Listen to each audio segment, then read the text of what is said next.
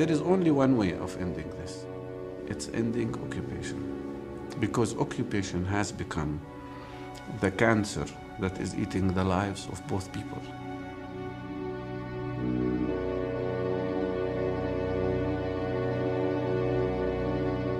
What the occupation did for us, it reduced us into animals in a way that sometimes I'm ashamed to say that I'm in Israel. This is, you know, a huge bluff of the Israeli establishment, that every, you know, criticism of its policy is anti-Semitism.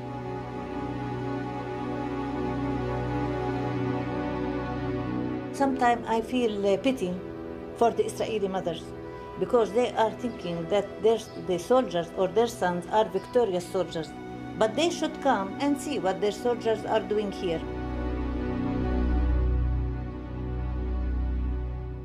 25 years ago, I made a film called Palestine is Still the Issue.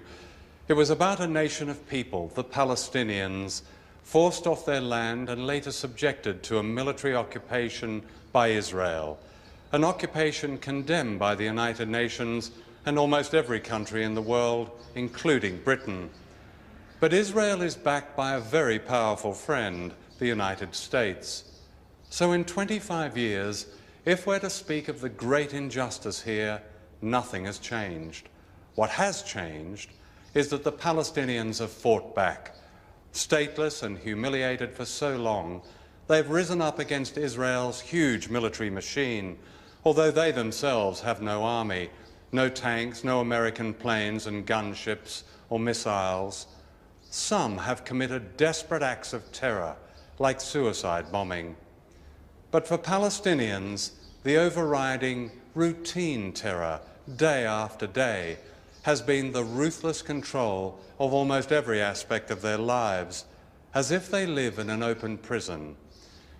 This film is about the Palestinians and a group of courageous Israelis united in the oldest human struggle to be free.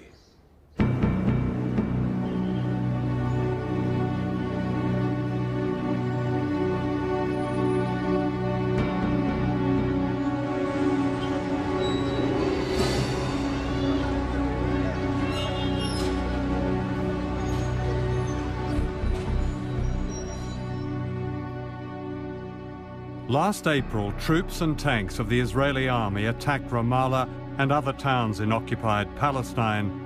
This was reported as an incursion to stop terrorism.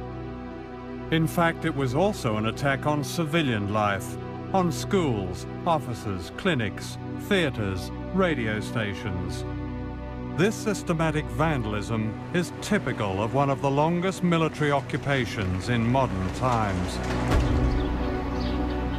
Even the Culture Ministry was destroyed. The director, Liana Badri, a distinguished novelist and filmmaker, showed me the devastation shortly after it had happened. This is the administration room. We had a lot of files here. Yeah. You can see that everything were broken. It was the best place in the ministry.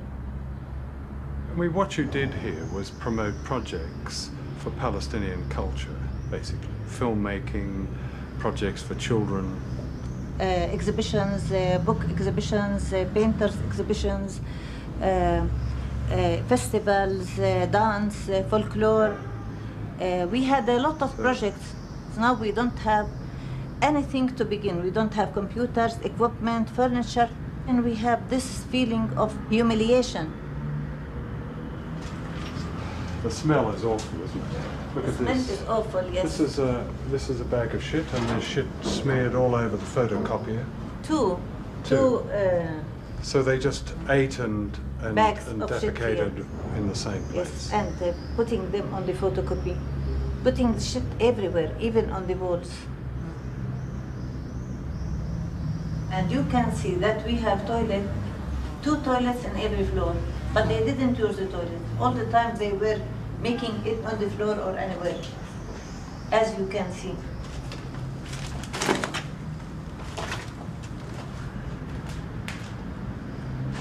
we have a look in this room in here?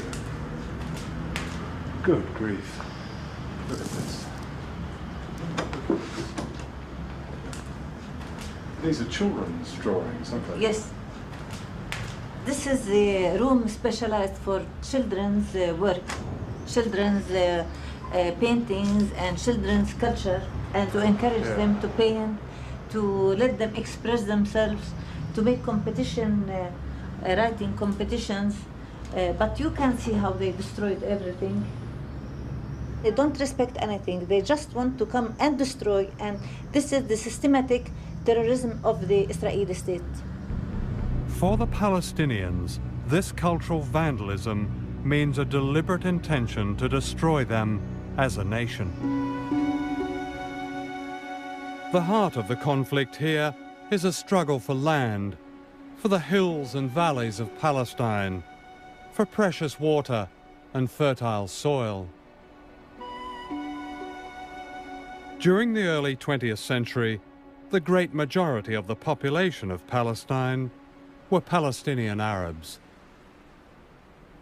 In 1948, Israel was founded in the shadow of the Holocaust. For the Palestinians, this meant the loss of 78% of their country. Today, they are seeking only the remaining 22% of their homeland. For 35 years, that homeland has been dominated by Israel. In 1987, the Palestinians rose up in what they call Intifada. History will surely call it a war of national liberation.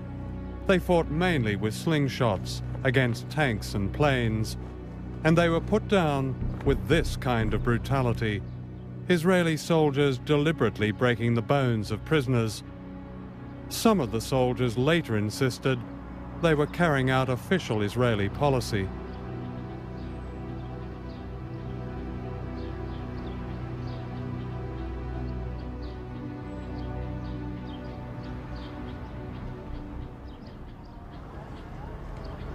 Two years ago, the Palestinians rose up a second time. This was hardly surprising. During curfews, people live under a form of house arrest. Without notice, they can be locked inside their homes. Their ordinary lives are a maze of controls, roadblocks, checkpoints. This is how I remembered apartheid South Africa. The hidden effect is the same: humiliation and anger and death.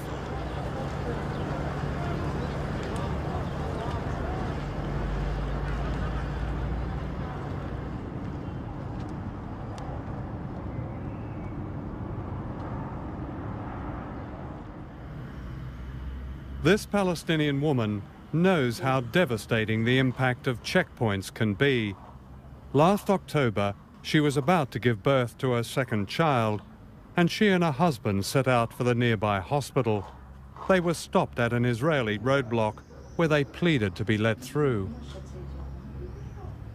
هم بقوا 6 7 يعني منهم كلمة ولا كلمة دفشوا مين؟ دفش جوزي فهذاك ضربه في البرودة الثاني ورمى عليه الهوية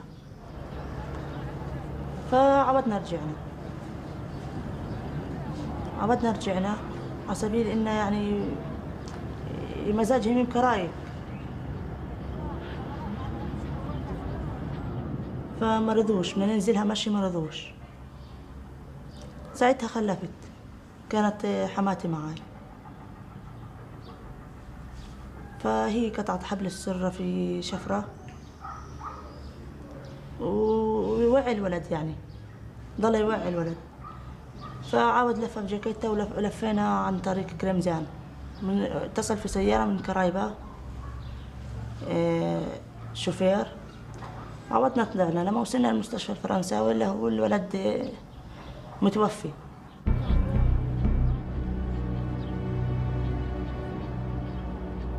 Stories like Fatima's seldom make headlines, and yet many similar cases have been documented.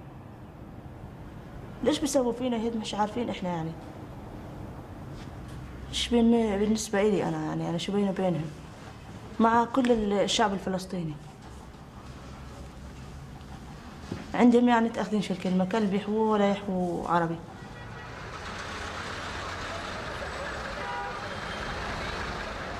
Palestinians try to lead a normal life, but life is never normal. During Israeli military operations, curfews stop everything.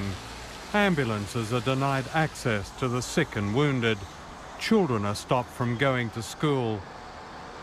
The Israelis claim this is necessary for their security. If that's true, it's clearly not working. And the security of Palestinians is almost never mentioned. You feel all your life that you are humiliated. You don't control yourself. You don't control the air you are breathing. You don't. I don't want to talk about planning for anything. This is something that we don't even dream about. Plan to next hour or next day what we will do. This is something we don't even dream about because our destiny is not in our hands. It's in the hands of the others who decide how we will live. How we will get married. To come and live with my husband in this country, I had to take the permission of the Israelis. It's not enough that they took our land and they are not allowing us to have our own state, but also they are controlling every detail in our life. Some Israelis have spoken out. More than 500 soldiers have refused to serve in the occupied territories. We are, they've said, like the Chinese student who stood in front of the tank in Tiananmen Square. We are the conscience of our country. Ishai Rosensky is one of them.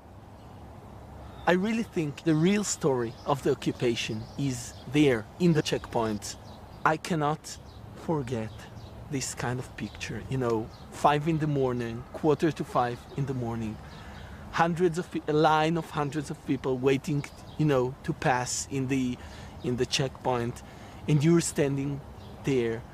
And you see their eyes, the humiliation, the frustration, the hatred. Then you are the occupation. You have all the power. They have no power. You can at every second take their ID and then they are, they have nothing. Because without identification, you can, every soldier can arrest them. You are the man that stand there, keep them without rights, without freedom.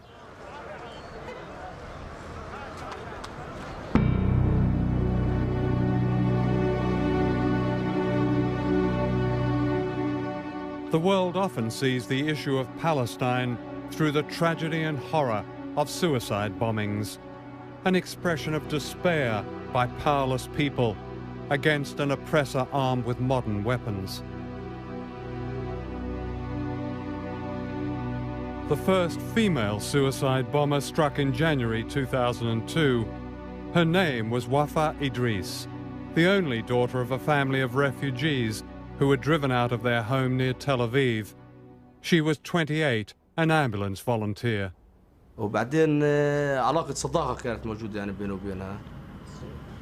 اللي حصل يعني إنه وفاء قامت في عملية يعني كانت مفاجأة إلنا.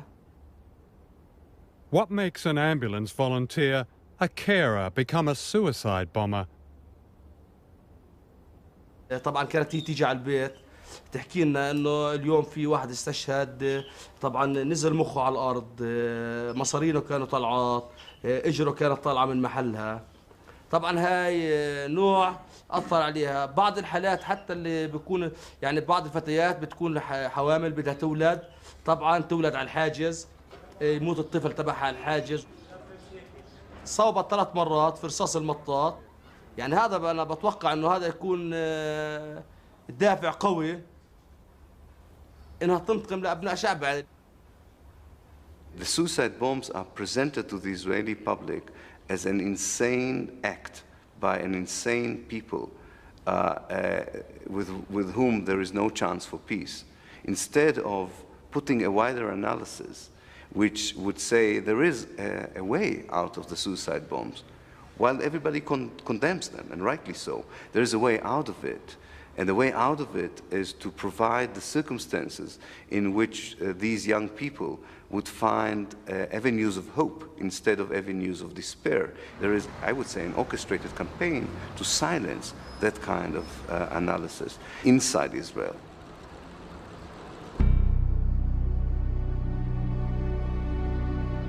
Suicide attacks against civilians are clearly crimes, and they are used by extremists. But the extremists rely on the brutality of the occupation and the despair of their young volunteers. Some extraordinary Israelis are brave enough to recognize this. Rami El-Hanan is one Israeli father who knows about suicide bombing. On September the 4th, 1997, his daughter Shmada was killed by one. She was 14 years old.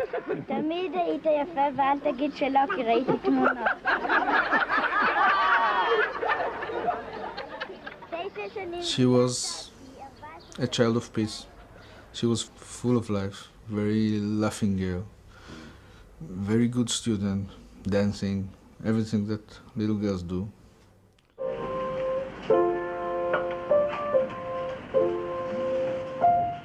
It was the first day of school and she was going down the Ben Yehuda Street, which is some kind of a mall, to buy some books for the new year with two girlfriends of hers. One of them, Sivan Zaga, died with her, and the other, Daniela Birman, was very, very severely wounded. Rami is a graphic designer and a former soldier. His father survived Auschwitz. His grandparents, 6 aunts and uncles perished in the Holocaust. How do you distinguish the feelings of anger that any father would have felt at losing your daughter in such circumstances? I'm not crazy. I don't forget. I don't forgive. Someone who murders little girls, anyone who murders little girls, is a criminal and should be punished. But if you think from the head and not from the guts, and you look what made people do what they do, people that don't have hope, people who are desperate enough to commit suicide, you have to ask yourself, have you contributed in any way for this despair? For this craziness? It hasn't come out of the blue. The boy that his mother was humiliated in the morning at the checkpoint will commit suicide in the evening. The suicide bomber was a victim the same as my girl was. Of that I'm sure. You have to understand where these suicide bombers come from. Understanding is part of the way to solving the problem. Few people have been betrayed so often as the Palestinians. Before the Second World War, the British ran Palestine as a mandate. They had promised the Palestinians an independent state, but they also promised Palestine to the Jewish movement known as Zionism. In 1948, when the State of Israel was founded, the Arab world revolted as Palestinians were expelled from their homes or forced to flee in a blitz of fear and terror. 750,000 people became refugees. Israel's military hero, General Moshe Dayan, later admitted, Jewish places were built in the place of Arab villages. There is not one single place in the country that did not have a former Arab population. While Palestinians were denied the right to return to their homes, anybody who could prove they were Jewish had the right to settle in Israel. In 1967, Palestinians once again fled their homes during the Six-Day War when Israel occupied the remaining 22% of Palestine, describing this as an act of self-defense.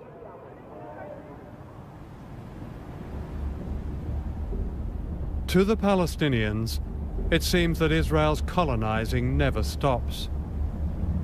This looks like a medieval fortress. The Israelis call it a Jewish settlement. In fact, it's part of a network of armed colonies that, by one estimate, effectively control 42% of the occupied West Bank.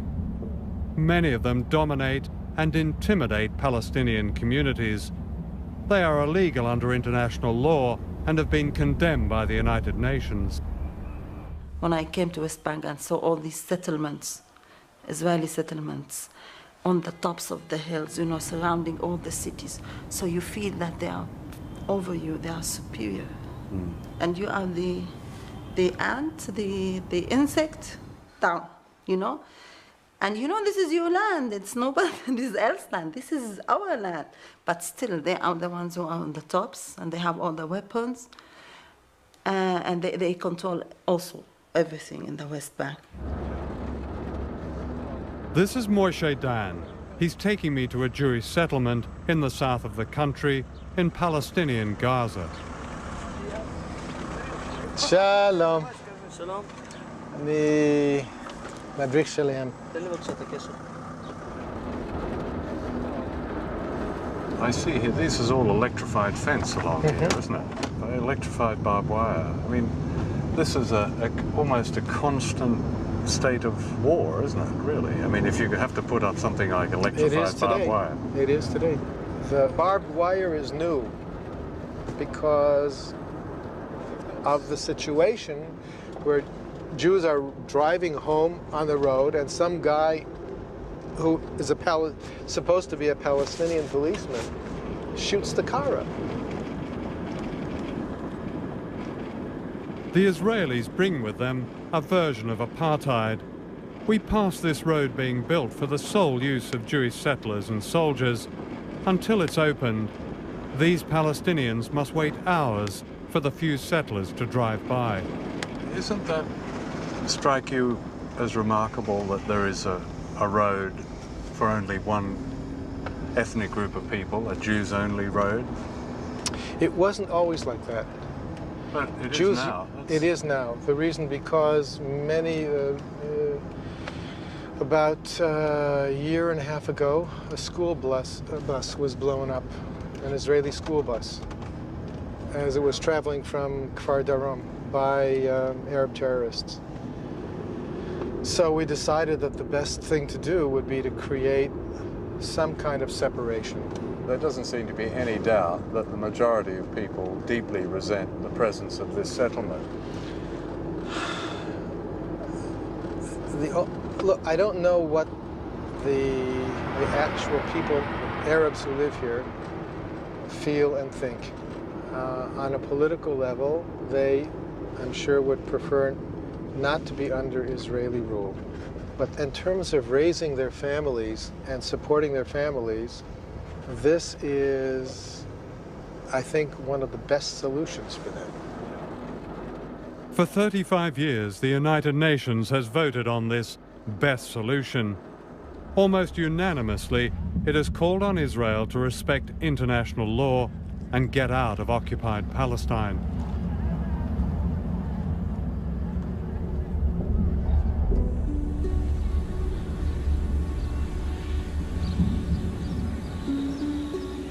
Inside the settlers' fortress is a surreal middle-class suburb dropped into one of the most overcrowded and porous corners of the world.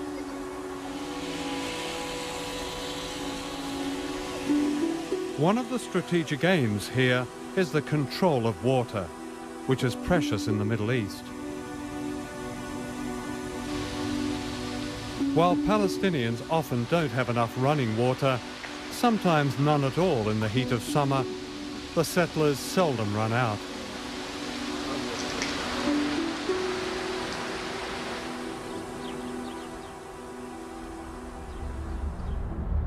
And the symbol of the occupation is this wall. The thing that is striking about this settlement is that it's like a fortress. I mean, this is like a Berlin Wall. Like the Berlin Wall, very bad. We don't feel comfortable. We lived here, I'm here for 15 years without these walls, fences and everything. We lived very normal. This last year changed all the rules in the area. Yeah. Everything was changed. The justification for taking somebody else's land is biblical, that God gave them Palestine, and God, not the history of others, is their witness. I'm here because it's obvious that's my place. It's not something it's in my hands that we can, we can give it back. Not me, not any politician or anybody or parliament or whatever, because it's a movement.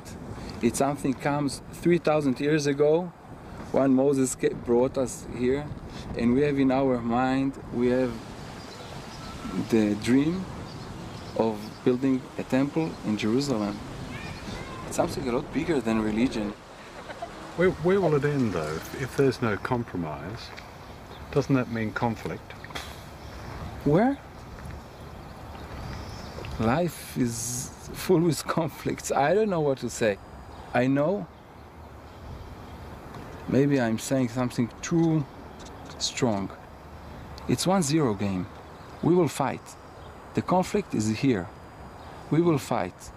It's 1-0 game. Not to kill each other, but it's us or them.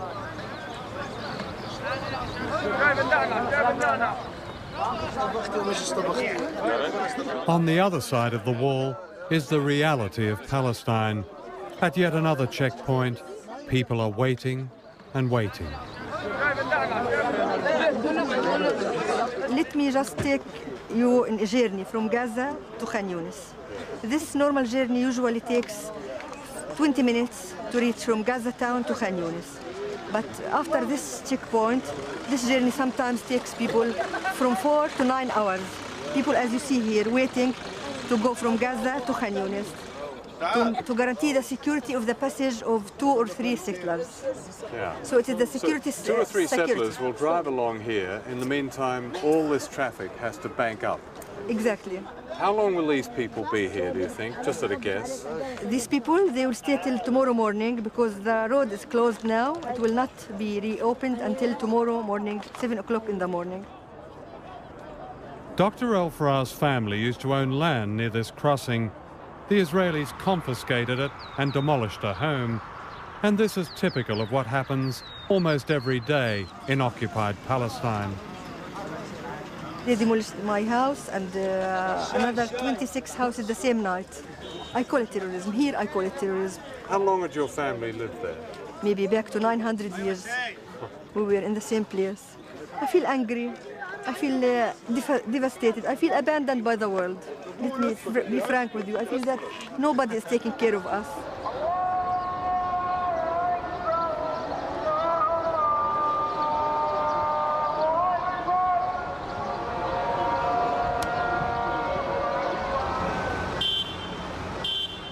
This is Gaza, just a few miles down the road from the affluence of the Israeli settlement. The contrast is extraordinary. Almost 1 million Palestinians are trapped behind electrified barbed wire and roadblocks. Always waiting for invasion, their defences are pathetic mounds of sand. Fear has a permanent presence. Waiting for the invasion is worse than the invasion itself. Because you're waiting, you don't know when, where, and how they will hit or come in. The first time they bombed in Gaza, I was still in another flat, and we had children, many children in the building. And I heard all the children and their mothers screaming and crying.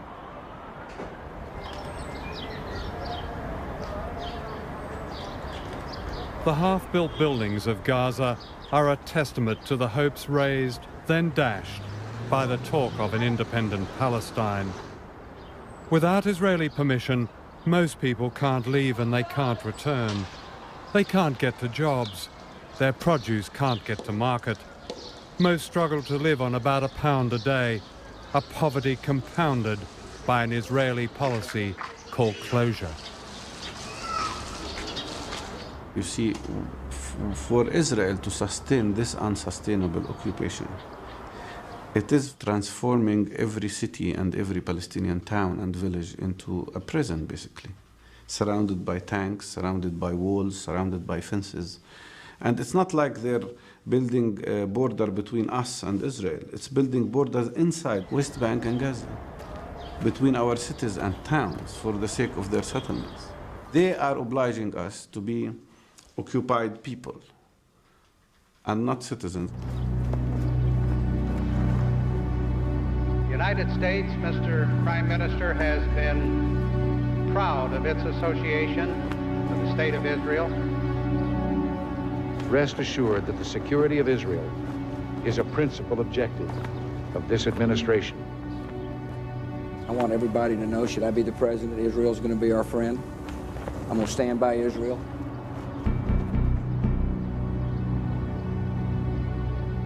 Israel's occupation of Palestine would not be possible without the backing of America. In the oil-rich Middle East, Israel is America's deputy sheriff, receiving billions of dollars along with the latest weapons, F-16 aircraft, bombs, missiles, Apache helicopters. Today, Israel is the fourth largest military power in the world, and it has nuclear weapons. We saw an Apache helicopter circling in the sky above our heads, then shooting a missile. The rockets fell just 200 meters from our house. All our windows were shattered. I had a child in front of me, my daughter, who was 11 years old, shivering from fear,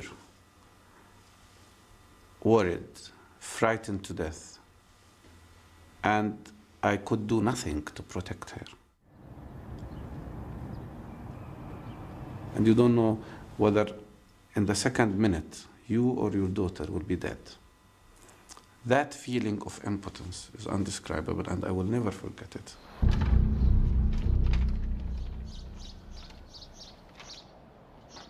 This is bomb damage in Gaza. Although America is Israel's main arms supplier, it's not widely recognized that Britain also fuels the conflict here, even though it condemns Israel for its illegal occupation. During the first 14 months of the Palestinian uprising, the Blair government approved 230 export licenses for weapons and military equipment to Israel.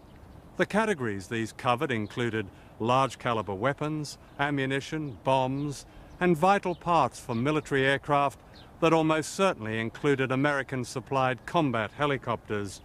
You may have seen these Apache gunships on the news, firing missiles at densely populated areas.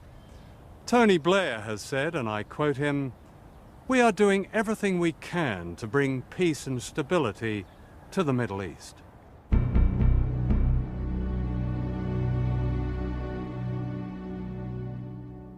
As much as they humiliate us and kill us and destroy our land, destroy everything we do, our schools, our organizations, infrastructure, everything they like to destroy. But this gives us more power to continue and resist. In the news we get, only the Palestinians are described as terrorists. And yet the Israelis have a long history of terrorism, both before and since the founding of the Jewish state. At least 3 Israeli prime ministers have been involved in campaigns of terror. The tragic scene is like a serious incident during the Blitz. The hotel housed the British Army headquarters and the Palestine government offices, and casualties were very heavy. The commander of the terrorist group that blew up the King David Hotel in Jerusalem in 1946 was Menachem Begin. 91 people were killed. Menachem Begin was Israeli prime minister in the 70s and 80s. He once described a massacre as a splendid act of conquest. Yitzhak Shamir was prime minister until 1992. He had been a leader of a Jewish group called the Stern Gang, which carried out a string of assassinations. When those Israelis, who are now famous names, committed acts of terrorism just before the birth of Israel, you could have said to them, nothing justifies what you've done, ripping apart all those lives. And they would say, it did justify it. Well, what's the difference? I think we have now, as an international community, come to a new understanding. I think after September 11th, the world got a wake-up call. Because terrorism today is no longer the mad bomber, the anarchist who throws in an explosive device into a crowd to make a point. Terrorism is going to move from the present situation to non-conventional terrorism, to nuclear terrorism. And before we reach that point, we have to remove this scourge from the earth.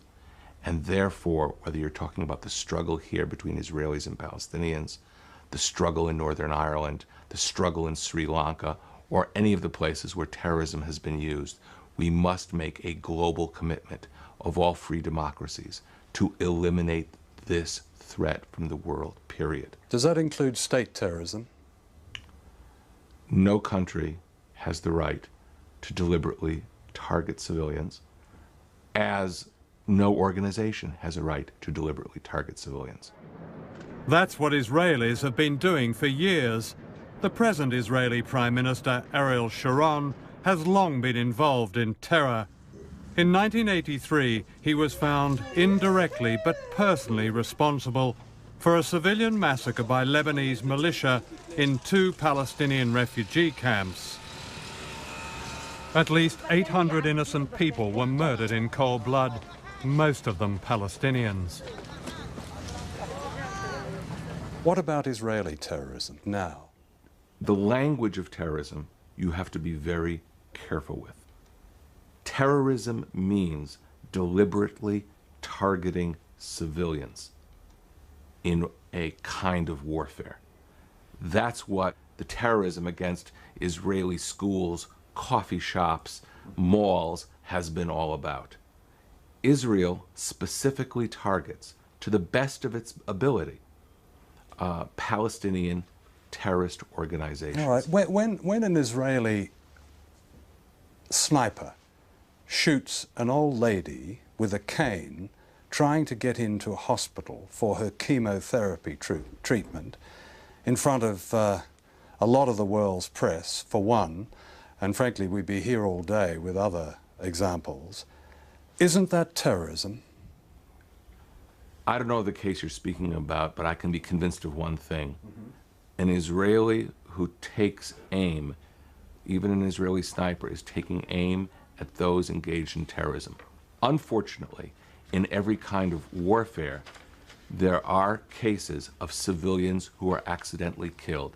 Terrorism means putting the crosshairs of the sniper's rifle on a civilian deliberately. Well, that's what I just described. No, I can tell you that did not happen. It did happen, and I think that's where some people have problem with the argument that terrorism exists on one side. Your definition is absolutely correct about civilians, and those suicide bombers are terrorists. If you mix terrorism and counterterrorism, if you create some kind of moral obfuscation, you will bring about not just a problem for Israel, but you will bring about a problem for the entire Western alliance, because we are all facing this threat. It's hard to see the difference between what the Israelis call counter-terrorism and terrorism. Whatever the target, both involve the killing of innocent people. This is what happened when Prime Minister Sharon sent tanks into Bethlehem earlier this year. We had a day before a private hospital director who was going from the hospital in Al-Khadr to Bethlehem to get supplies for his hospital. His plate number was known to the soldier, his name was known to the soldier, and they knew that he is the director of a hospital, but he was shot by a high-velocity bullet.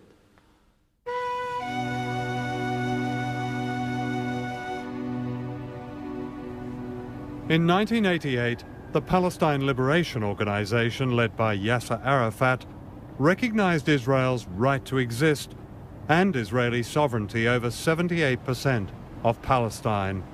It was an historic compromise.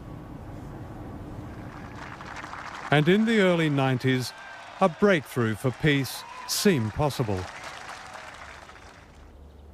It was in this room in a Jerusalem hotel that the first direct talks between Israeli and Palestinian officials took place in 1991. These led to further meetings and an agreement in the Norwegian capital, Oslo, that set up an autonomous mini-state in the territories occupied by Israel since 1967. For Yasser Arafat and his people, it was seen as a beginning, but the reality was different. What the majority of Palestinians got was a classic colonial fix.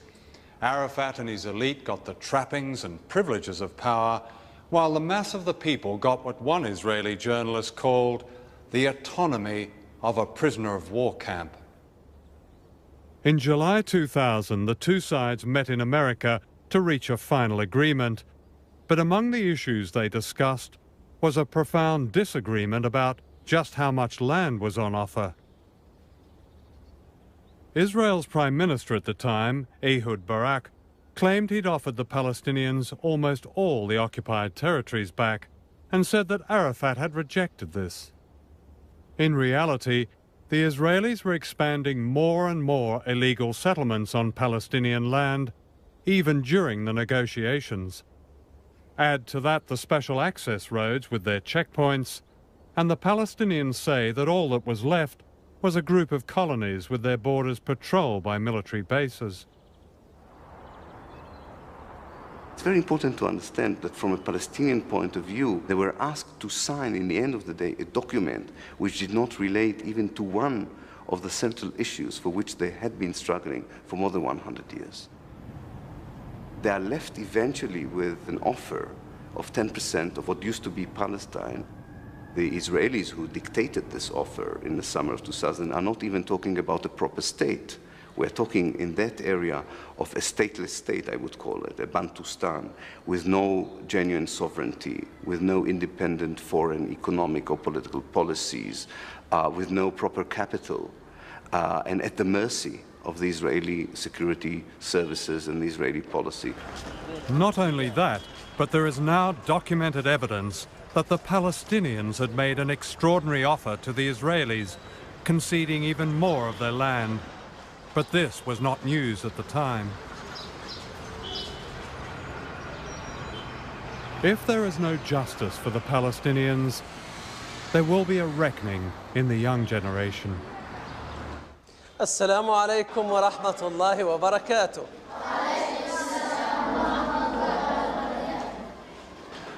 أنا اسمي خالد دحلان. اليوم راح نلتقي مع بعض أنا وياكم علشان نعمل اللي هو اللقاء حول الرسم الحر. Dr. Dahlan runs a project for children in Gaza. He asked these boys to draw anything that was on their minds. Most of these children are traumatized by the fear and violence of the occupation. The majority of our children exposed directly to the attack or to the bombardment by the Israeli army is traumatized. There is many symptoms. Children became anxious and depressed and make, for example, sleep disorder as nightmares or sleepwalking or something like that. Many children, they cannot concentrate well to study. Nearly every drawing is of violence. Nearly every family in Gaza has lost someone, either to an Israeli jail or to violence. Dr. Dahlan's goal is to help the children keep the last thing that belongs to them, their sanity and their life. There is a conflict between the Israeli soldiers with the tanks and the Palestinian kids who threw stones.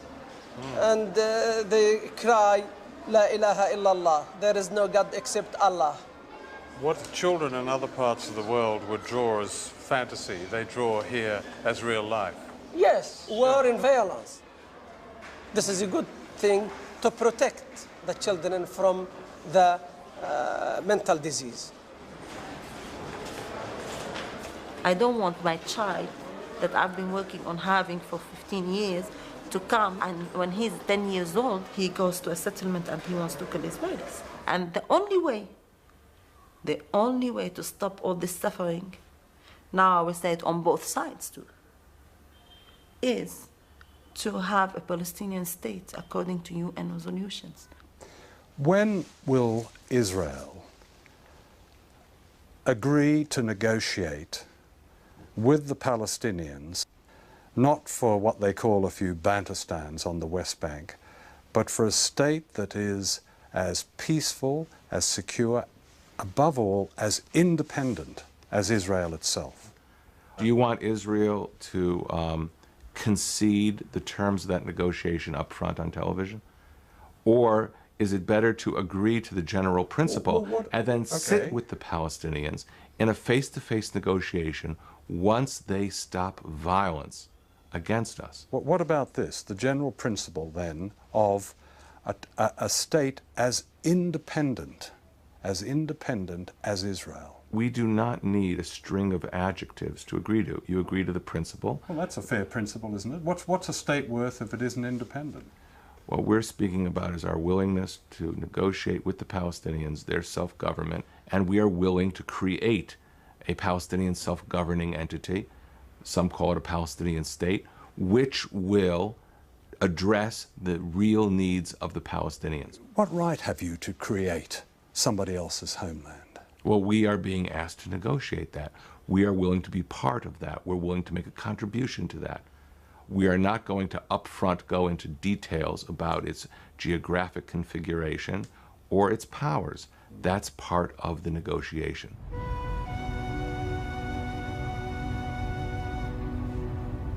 I support sanctions, selective sanctions on Israel, because I tell my friends here and my colleagues, I would rather have you pay an economic price than pay the price I think you will pay in terms of human lives.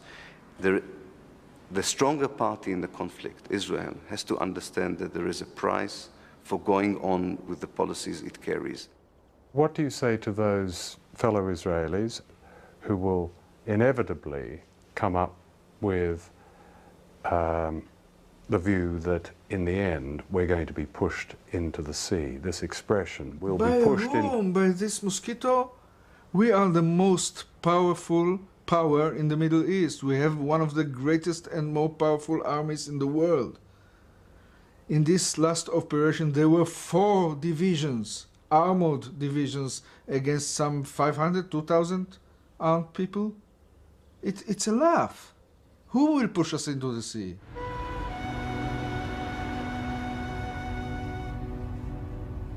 Until recently, Israel has enjoyed almost an immunity from criticism among Western politicians. This has been largely due to a fear of being labelled anti-Semitic, a fear manipulated by the Israeli government and its foreign lobbies. I think the Holocaust memory does not allow any moral criticism of anything that Israel does. Europeans in particular, and the outside world in general, are not allowed to voice criticism on Israel unless, again, what Israel is doing is akin to what the Germans had done to the Jews. And if you do criticize Israel, you are immediately charged with anti-Semitism.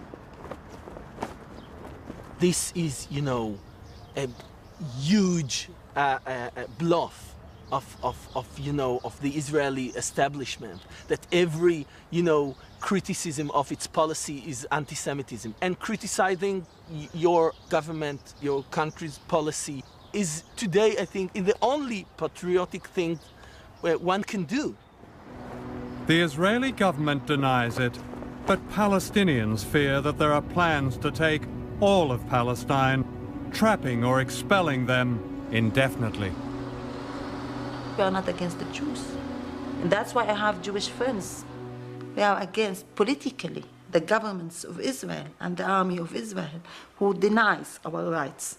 And I hope to have peace here with the Israelis. But with dignity, this is very important for us. With dignity, it means with our full rights. The Palestinians will never be destroyed. They will never disappear. We are not the Indians. We will not be cancelled from history just like this, no.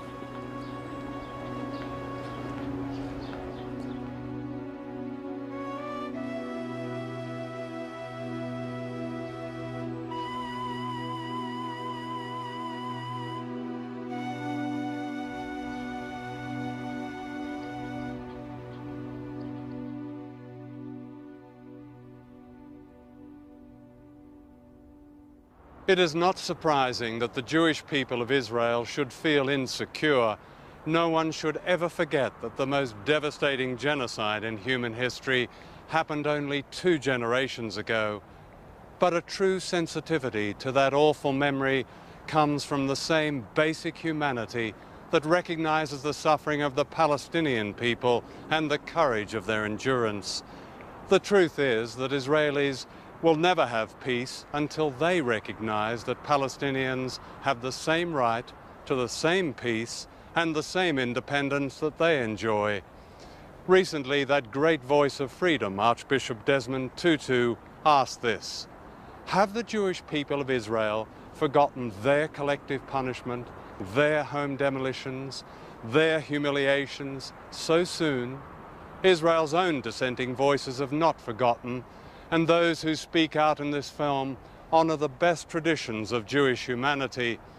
If Rami, the man who lost a young daughter in a suicide attack, can understand the root cause of the violence here, isn't it time that others broke their silence?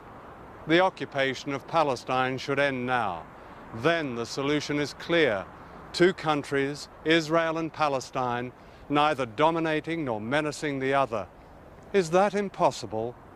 Or is history to witness the consequences of yet another silence?